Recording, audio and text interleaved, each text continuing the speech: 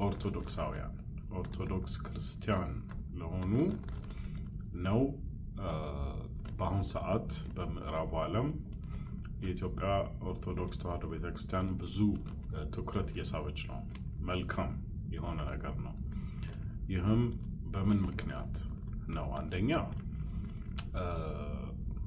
ከፍተኛ የሆነ ክርስቲያናዊ መነቃቃት አለ።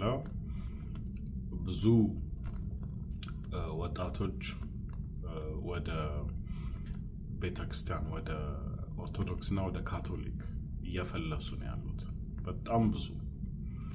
አንደኛው እሱ ነው።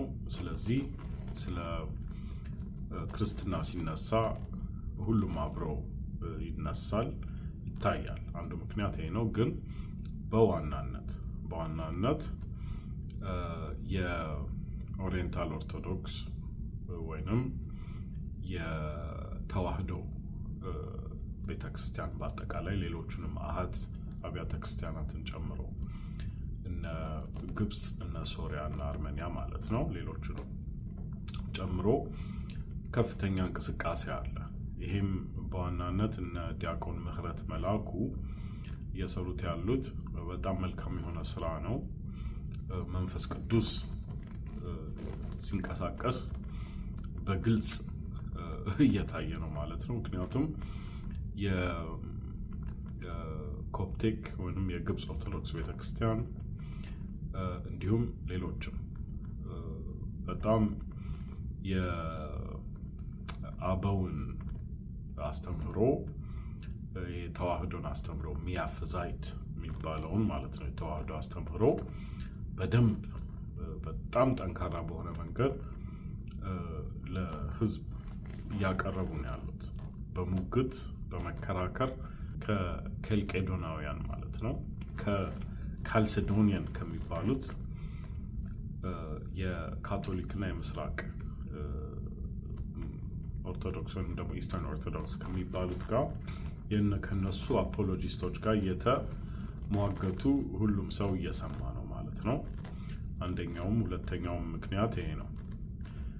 ግን ደግሞ ሌላ ብዙ ትኩረት ያላገኘ ግን ዋነኛ የሆነ ምክንያት መጽሐፈ ሄኖክ ነው።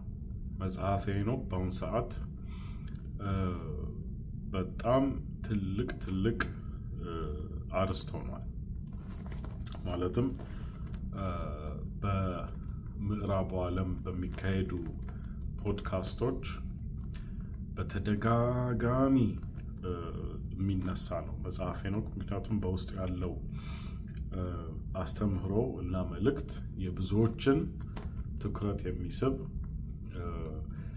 ለመጨረሻው ትውልድ የተጻፈ የመጀመሪያው ትንቢት ተብሎ የሚገለጽ እንዲሁም ደግሞ ብቸኛዋ ቤተክርስቲያን መጽሐፍ ቅዱስ ውስጥ አካታ እንግዲህ ዛሬ መጽሐፈ ሄኖክ ምን እንደሆነ እንዲታወቅ ያደረገችው ብቸኛ ቤተክርስቲያን የኢትዮጵያ ኦርቶዶክስ ተዋሕዶ ቤተክርስቲያን ናት።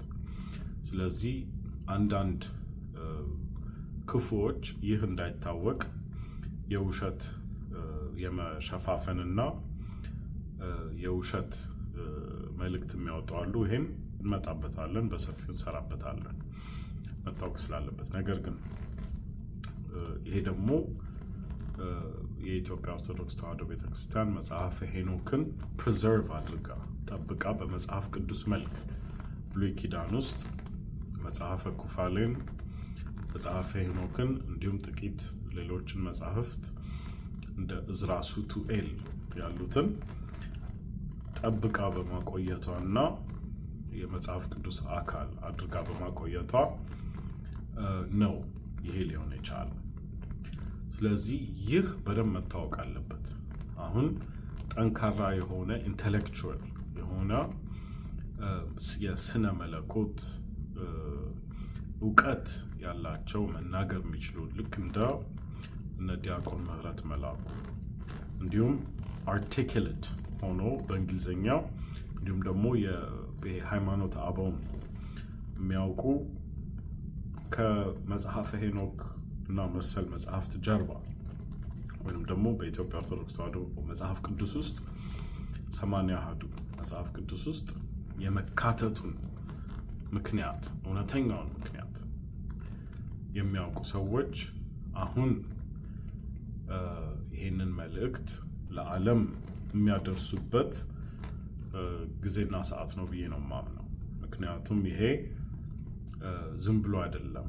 ይሄን ያህል ትኩረት ሲስብ እነዚህን ሁሉ ሰዎች ወደ ቤተክርስቲያን እየሳበ ነው ያለው።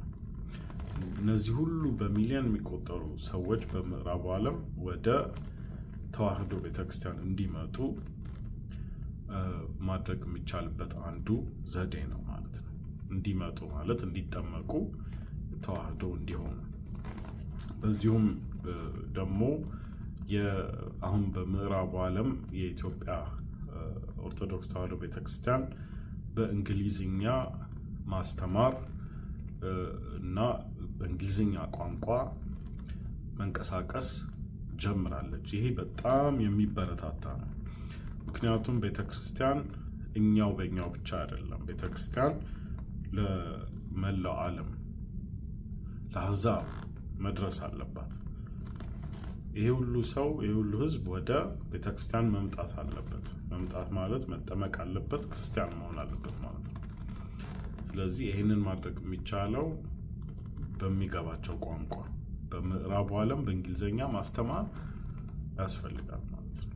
ስለዚህ ይሄ እጅግ በጣም ሊበረታታ የሚገባው ነው እንጂ ዝም ብሎ ለራሳችን ብቻ አማርኛ የሚናገር ሰው ወይም ደግሞ ይሄ የትራይባል የሆነ ብቻ ሆኖ ከቀረ ይሄ ትክክል አይደለም፣ ሐዋርያዊም አይደለም፣ እንዲሁም ዝም ብሎ ባህላዊ ነው የሚሆነው ማለት ነው እንጂ መንፈሳዊም አይሆንም። ምክንያቱም ሐዋርያት በዓለም ዙሪያ እየሄዱ ነው ክርስትናን ያስፋፉት።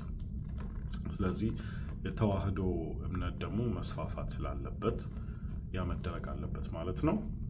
እጅግ በጣም ረዥም ጊዜ ሆኗል፣ ግን እንግዲህ ብዙ ስራ አለ እና እንመለሳለን።